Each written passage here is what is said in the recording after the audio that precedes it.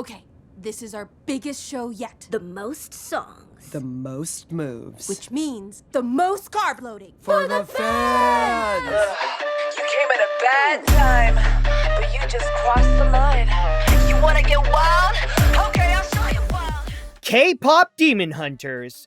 After releasing possibly their best movie yet on the big screen with Spider-Man Across the Spider-Verse back in 2023, Sony Pictures Animation is back with an epic original animated feature on Netflix.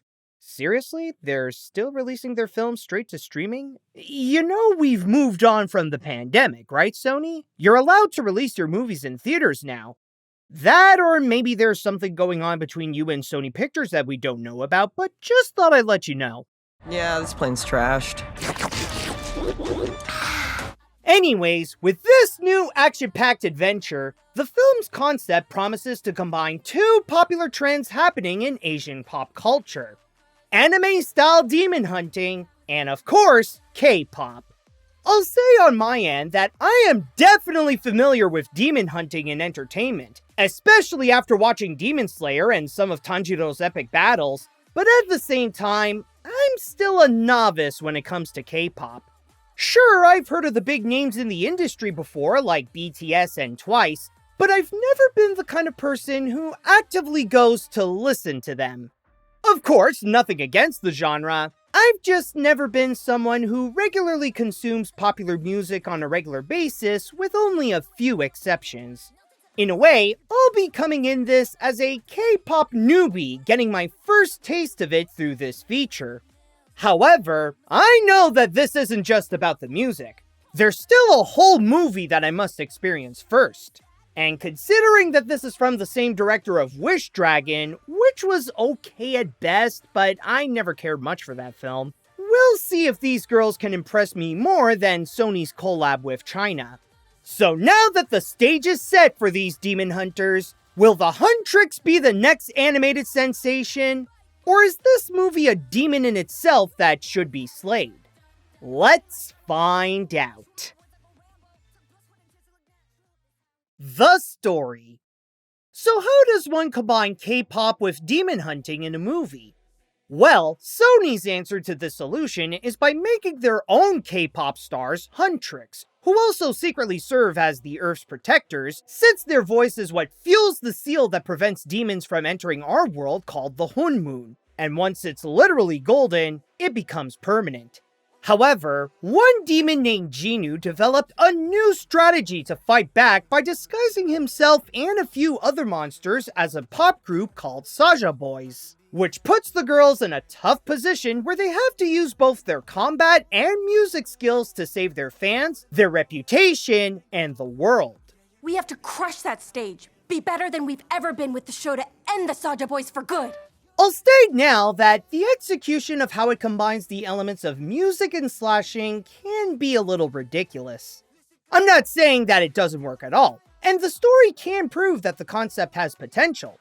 But there is a part of it that feels sillier than what it makes out to be when you step back and see the big picture that it's about a pop group who needs to use the power of singing in order to stop the monsters and save the world. Since this is also a comedy, I kind of wish this was a little more self-aware so that it could have more fun with its idea instead of treating its plot more like a dramatic anime. Relax, Bobby. It's just social media numbers, not the end of the world. On a quick side note, just to inform you of what will be happening in this review, I'll be bringing up a few movies and franchises that share a striking resemblance to K-pop Demon Hunters, and I wouldn't be surprised if they were actually some of the film's inspirations.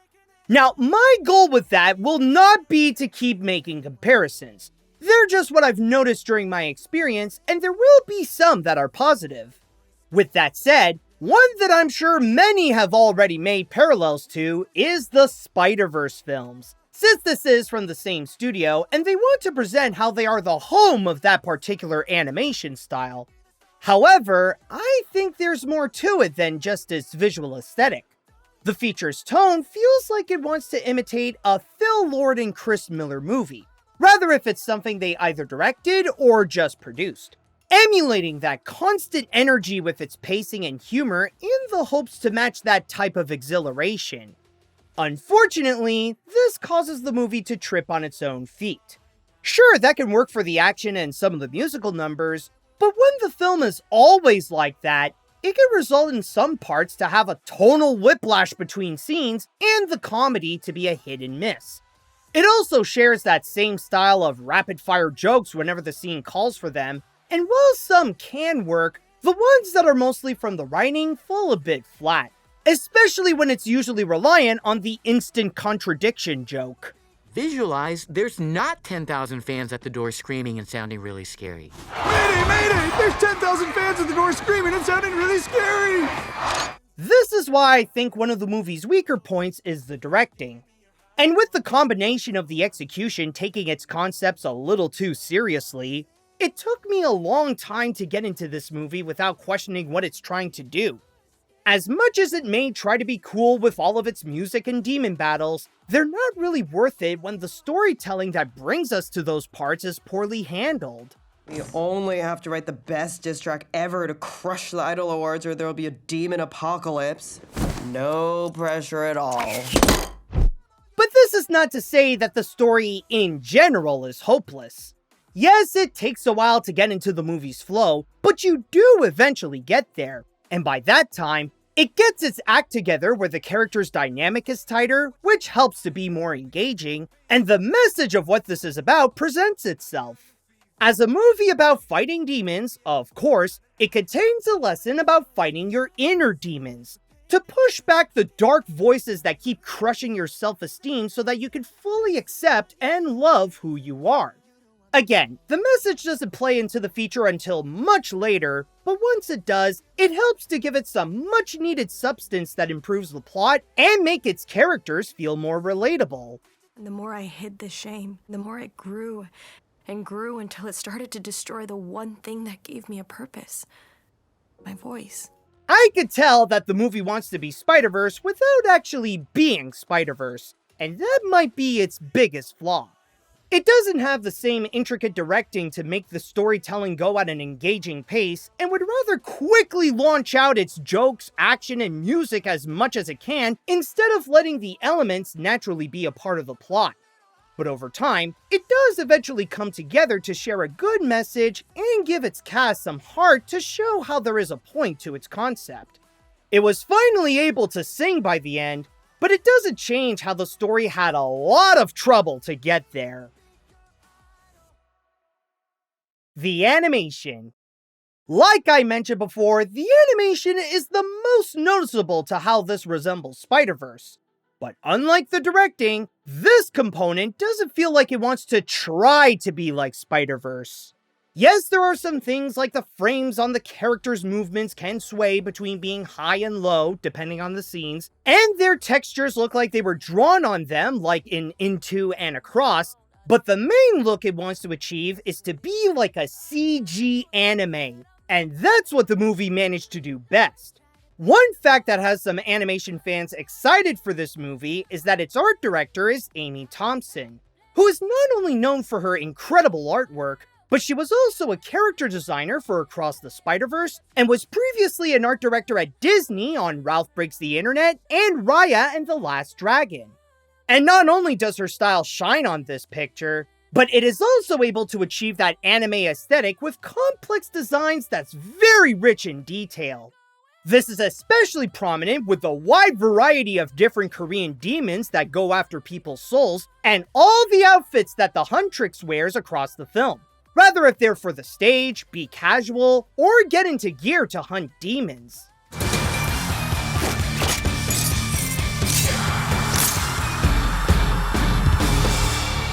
At the same time, the K-pop aspect is also infused visually to capture the feel of the genre's music videos, as the color palette can be very vibrant and go heavy on the saturation so that they could highlight the scenes and characters, and the choreography is great during both the action and the musical numbers for the groups to really show off their fighting skills and dance moves. Playing our sound, turn it up, it's going down. Huntrix showbiz, how it's done. And while it's done very well, the visuals also remind me of another movie that shares a similar goal, And that's Pixar's Turning Red. This is another computer animated feature whose style emulates the look of anime, along with having its own pop band. And as a more comedic film, that is used to put more emphasis on the facial expressions of Mei and her friends. K-Pop Demon Hunter doesn't do this as much as Turning Red in quantity, but executes it in its own way by going exaggeratingly crazy with the reactions. Sure, I did say that some of the comedy is weak, but the ones I find that did work are the visual gags that unapologetically go wacky with the expressions. Yeah!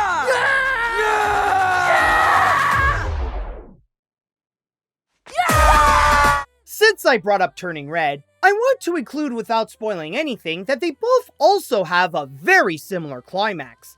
But sadly, due to the execution of the story being one of its weaker points, it didn't deliver an ending that's as strong as the Pixar film. Not terrible, but with those parallels, it's hard not to think that it could have been better. But to go back to the animation, there are some other parts of it that I feel like had some room for improvement. I mean, they're fine as is, but they could have benefited if there was a bit finer tuning on them. As awesome as the fight scenes can be with the girls taking down demons so that they don't steal people's souls, I feel like there wasn't as much as there should be. I get that it wants to juggle a bunch of responsibilities like telling its story, show musical numbers, and look into the characters' arcs, but for something that promotes demon hunting as one of the main selling points and is literally called K-Pop Demon Hunters, there doesn't seem to be a lot of hunting going on. The passengers! Also, the musical numbers are fun to watch, but it can be distracting at times when the singers don't really match the song itself. I'll give it that there are only a handful of moments when it does that, but when it's a part that's not as extravagant, it can be weird when the way the characters are singing with the animation is different than how it's actually being sung. I've been hoping to change now. I know we can change, but I won't if you're not by my side. Then again, I'll accept that those criticisms are minor, and they don't change that the work done there is still pretty good. It can be noticeable that the visuals resemble some other films with what it wants to achieve, and there may be a few things that could have been better, but that doesn't take away the admirable craftsmanship of the animation. For a movie starring a K-pop group, the animators really knew how to put on a show. The characters. As much as I was more critical towards the story, the one thing that I'll admit did help to make the experience feel better is the characters, mainly for their dynamic with one another. I won't say that this is a perfect cast because they can have their fair share of issues, but by the time the audience is more familiar with them and got a good idea of what this movie is about, that's when it becomes more engaging to see how they can help each other overcome their insecurities. I'll say now that, individually, their personalities are very bold to make them stand out from each other, and a big part of that is thanks to the voice actors who made the most out of the materials that were given to them. Maybe they weren't able to provide more depth to their respective parts, but they were able to deliver some charm so that the audience could follow some fun characters as they slash through demons and create their next big single. I didn't even get to finish my Damian! Why do they always interrupt our snacking? As we look into the Huntrix themselves, they are very reminiscent to the magical girl animes like Sailor Moon, where they may generally be quirky and still have their regular lives to go through, but they also secretly live as demon hunters to protect the world without anyone knowing by fighting monsters, which adds more stress to what they're already dealing with. The one leading the group, and the film's main character, is Rumi, a half-demon who lost her parents when she was little, with her dad being a demon and her mom a demon hunter, and is very determined to create the golden home moon so that she can lose the patterns on her skin. However, because she has to keep her identity a secret from everyone, including her friends, she develops shame for who she is, since a part of her is like the monsters that she hunts. But it's going to require a lot more than a honmoon to achieve self-acceptance, since she'll have to rethink what is a demon and what it means to be a demon hunter. What are you not telling us, Rumi? I... What are you hiding from us? Not everything is about your insecurities, Mira! As for the other members of the trio, Mira is the tough choreographer who shows more attitude than emotions, but her upbringing has her question herself as she can belong in a family, and Zoey is the bubbly lyricist, but has problems with being a people pleaser. On their own, they're solid characters with their own troubles to confront, and they work well off each other to show how the trio has a special bond, but the movie doesn't make their issues a factor until the very end. For the most part, they act like Rumi's sidekicks who supply support and some of the comedy with their antics. We have 2 weeks to fix Rumi's voice. Any ideas? I do have one idea. Just one? Actually 57, but let's start with my favorite. Also, I want to bring up their mentor, Celine. While she may not appear much in the picture, I do want to comment on the way she trained the girls. And how that almost ruined the whole movie. You were hiding this from us this whole time? Since she's the one who shaped up Huntrix to be the next Demon Hunters, the more I think about her contribution to the film, the more it makes no sense. Remember how I mentioned Rumi as a half-demon? While that may be good to build her character, it makes the world building more complicated than it should, and leave the movie with plenty of plot holes. I mean, the fact that half-demons exist here brings up a lot of unanswered questions. When Celine took the task to raise her after her parents are gone, she didn't try to find a solution to take care of her demon side. Instead, she just told her, "No one will ever know!" And the plan is just to accomplish the Demon Hunters' big mission they've spent for centuries so that everything can work out.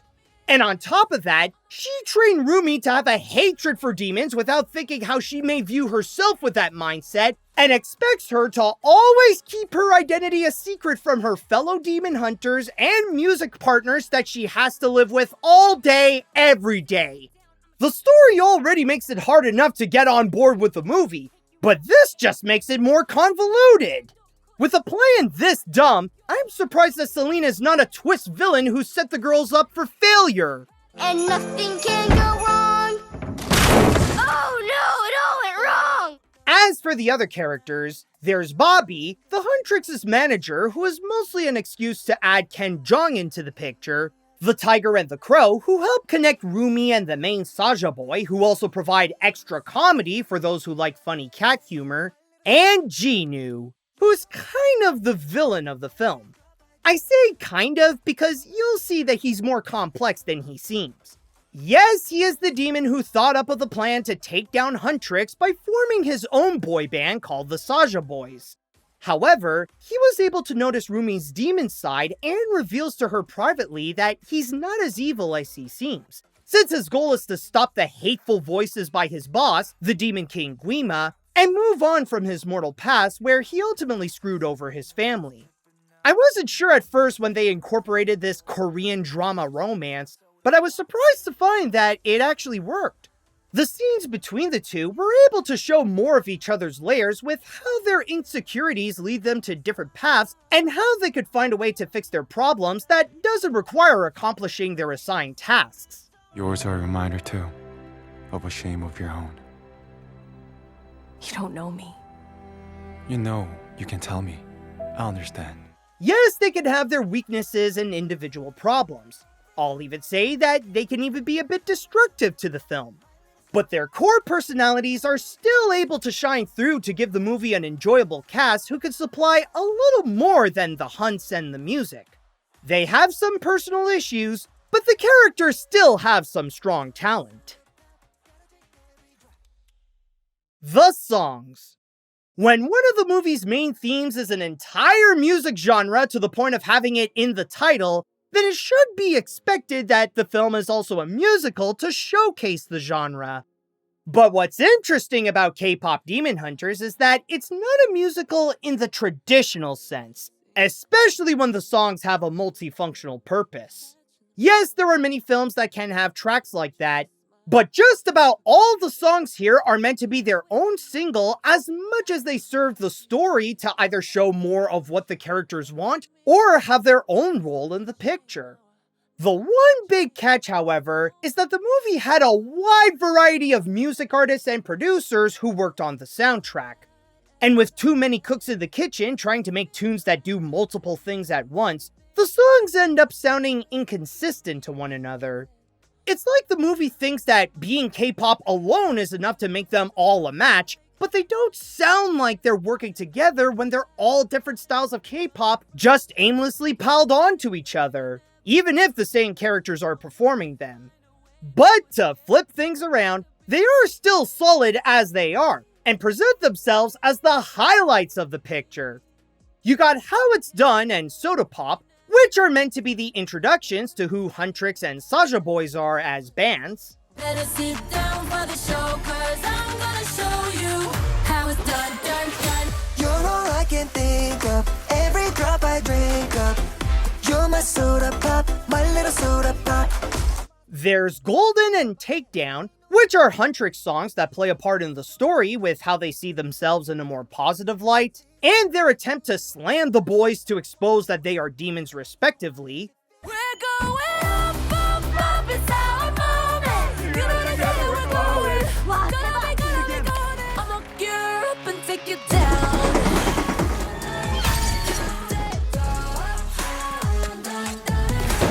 There's Free, which is the romantic duet between Rumi and Jinu, where their bond makes them no longer feel like demons. We can't fix it if we never face it. Let the past be the past till it's weightless. And finally, there's Your Idol and What It Sounds Like. Unfortunately, I won't explain much about them because they appear close to the end and I'd be spoiling the film if I go into details here. But what I can say is that they build up the climax to first prepare for what's to come, and then put on the finale to tie all this together. Oh, you know I need to save you. Every one of mine. Yeah, I'm all you need, I'ma be your idol. The sky's a part of me, darkness and harmony.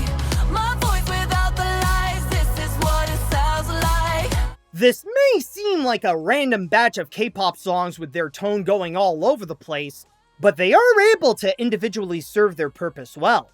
They could display who the characters are, play a role in the plot, and especially to make a spectacle out of the scenes to highlight the kind of power that the genre holds. If you're looking for a movie that honors K-pop, then the songs here will give you exactly what you're looking for.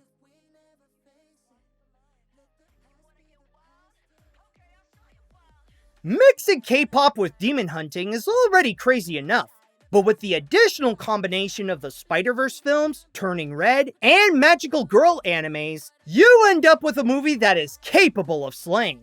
KPop Demon Hunters is a flawed but awesome animated feature that blends music, Korean culture, and monsters to create an original fun experience. It did put on a great performance, especially when the directing is mostly weak and caused the story to feel poorly handled with questionable world building, but it still came out solid with more things it did right than wrong thanks to its great stylized animation, a nice message about fighting your inner demons, enjoyable characters, strong voice acting, and very lively songs that will give you exactly what you want from a movie about K-pop and demon hunters. So if that's what you're looking for, then I think you'll be satisfied with this movie.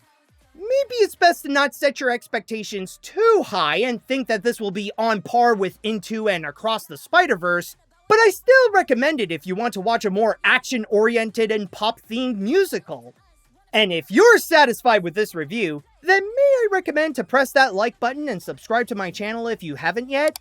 And if you love what you watch, then join my Patreon and get rewards that will make you feel golden. Honestly, I don't think this is among the best from Sony Pictures Animation. Heck, I don't even think it's among the best of their Netflix movies. But it was still a good effort to try something new and provide us with a cartoon take on K-pop.